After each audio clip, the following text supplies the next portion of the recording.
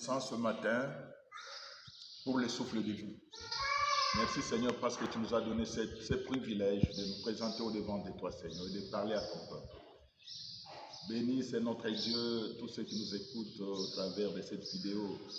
Bénis mon pays, bénis c'est notre Dieu, l'Est de mon pays. Protège ton peuple Seigneur. Que la grâce se répande sur ce pays au nom puissant de Jésus. Amen. Oui, bien-aimés dans le Seigneur, ce matin, nous allons partager un sujet très important. Ne cède pas l'héritage de tes pères. Nous avons tiré ces textes, ou plutôt ces thèmes, dans les livres de 1 Roi chapitre 21, du premier jusqu'à la fin. Mais nous lirons les 3 premiers versets et nous allons expliquer. Après ces choses, voici ce qui arriva. Naboth de Jizréel avait une vigne à Jizréel, à côté du palais d'Akab, roi de Samarie. Et Akab parla ainsi à Naboth: cède-moi la vigne, ta vigne, pour que j'en fasse un jardin potager, car elle est tout près de ma maison. Je te donnerai à la place une vigne meilleure. Ou si cela te convient, je te payerai la valeur en argent. Mais Naboth répondit à Akab: que l'Éternel me garde de te donner l'héritage de mes pères. Que l'Éternel me garde de te donner l'héritage de mes pères. Bien-aimés dans le Seigneur, cette histoire est caractéristique avec ce qui se passe dans notre pays.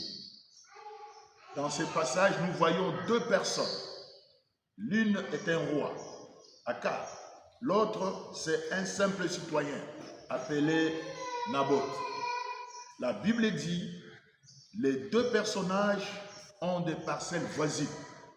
Le roi, au-delà d'avoir une maison à Samarie, mais il a aussi une concession à Jizréel. Et sa concession de Jizréel est à côté de la parcelle de Naboth. Naboth ne savait rien. Le roi qui est à côté de lui, chaque matin quand il regardait la vigne de Naboth, il jalousait cette vigne, il enviait cette vigne. Et cela a fait du temps. Il regardait cette vigne avec envie. Et un jour, il s'est levé, il a appelé Naboth. Oh, Naboth de Jizréel, viens. C'est le roi qui t'appelle. Écoute-moi, Naboth. Je vais marcher à tes fers. J'ai 2 propositions. La première proposition, tu me donnes la vigne. Ta vigne. Nous échangeons cela. Je te donne une vigne meilleure. Mais toi, tu me donnes la tienne. Waouh! Mais si tu as une vigne meilleure, pourquoi tu ne fructifies pas ta vigne meilleure? Une deuxième proposition, Naboth. Si tu ne veux pas d'échange, fixe-moi le prix de ta vigne et je t'en donne le prix. Bien-aimés dans le Seigneur, faites attention avec les gens qui viennent vous proposer des échanges. Toi, tu as quelque chose dont tu n'as pas envie de céder, mais quelqu'un vient. Il veut que toi tu lui cèdes cela parce qu'il va te donner un bien meilleur.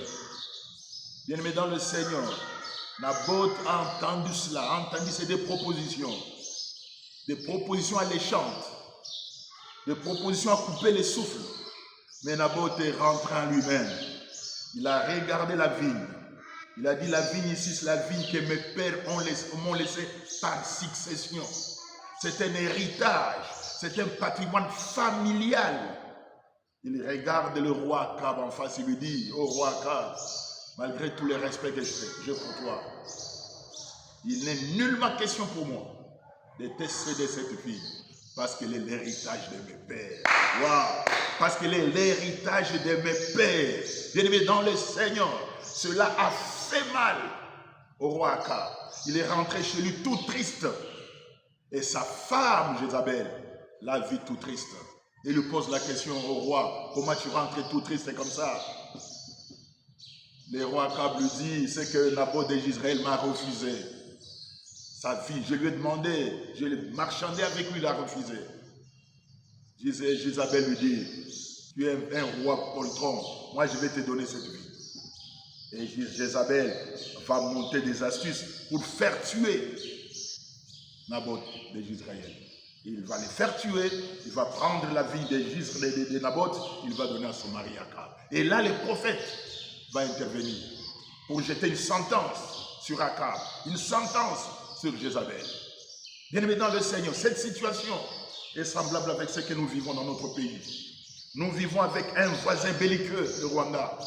Chaque matin, quand il se lève, il regarde le Congo, il regarde la beauté du Congo, la bénédiction du Congo. Il envie le Congo. D'année en année, ils n'ont fait que regarder et piller la liberté des Congolais, et piller la beauté du pays. Et l'envie est venue en eux pour convoiter le pays. Et ils ont commencé les marchandages, comme l'a fait Aka. Ils l'ont fait avec des autorités qui se sont succédées pour signer des accords qui puissent leur céder une partie de l'héritage de nos pères. Bien-aimés dans le Seigneur, ce sont des Jézabel qui entourent la communauté internationale, qui sont venus dire au petit Rwanda, ne t'en fais pas, nous on va te donner le Congo, nous on va te donner la portion que tu cherches au Congo. Des Jézabel. Mais c'était sans compter avec l'arrivée d'un patriote. Moi, Nankolo Lupango, moi, Nayandaku, quand il arrive, il leur dit, il n'est nullement question de céder l'héritage de vos pères. Il n'est nullement question de vous céder une partie du Congo. Et voilà la guerre.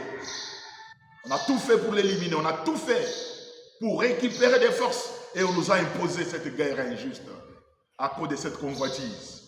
La petite Rwanda, avec tous les Jézabel conseillers qui sont autour de lui, ont voulu envahir ce pays. Peuple congolais, écoutez-moi très bien. Nous n'avons pas la communauté internationale avec nous. Nous n'avons pas le monde entier avec nous. Nous n'avons que Dieu. Nous n'avons que le ciel et nous. Nous devons nous lever. Dire comme le premier citoyen du pays, non, nous ne céderons pas l'héritage de nos pères. Le Congo est l'héritage de nos pères. Le Congo est un et indivisible. Mon pays ne sera jamais balkanisé. Il ne sera jamais divisé. Il est un et indivisible. Chaque Congolais doit s'élever. Pendant que nos vaillants militaires et les vaillants Wazalènes se battent à l'est, le peuple congolais doit s'élever. L'Église doit s'élever. Nos prières sont une grande force. Les peuples s'élèvent dans la marche. Les militaires au front. Et nous, les peuples de Dieu, dans la prière. Personne ne nous prendra une portion de notre pays. Dieu nous a donné ce pays. C'est un héritage que nous avons reçu. Dieu nous a donné les Congos. Les Congos nous appartiennent. Nul ne peut venir prendre une portion de notre pays. Parce que tout simplement, il les convoite. Je vous dis, peuple congolais, nous n'avons pas la communauté internationale. Ne comptez pas sur eux. Ne comptez pas sur tous ces gens qui complotent contre les Congos. Nous avons Dieu. La Bible dit, avec Dieu nous vaincrons. Je peux vous l'assurer, avec Dieu nous vaincrons. Cette guerre, nous la gagnerons. Cette guerre, nous la gagnerons. Nous sommes un peuple béni. Nous sommes un peuple de Dieu. Nous sommes un peuple fort. Nul ne tiendra au-devant de nous. Vous savez, l'arme physique n'a pas de puissance à l'engagement dans l'âme. L'engagement dans l'âme du Congolais, le patrimoine du Congolais, l'amour du Congo est plus fort que les armes que les autres peuvent nous opposer. Levez-vous, peuple congolais. Dieu est de notre côté. Nous n'allons rien céder. La justice de Dieu va agir. Il y aura un jugement sur ces prétendus présidents du Rwanda. Il y aura un jugement un jour.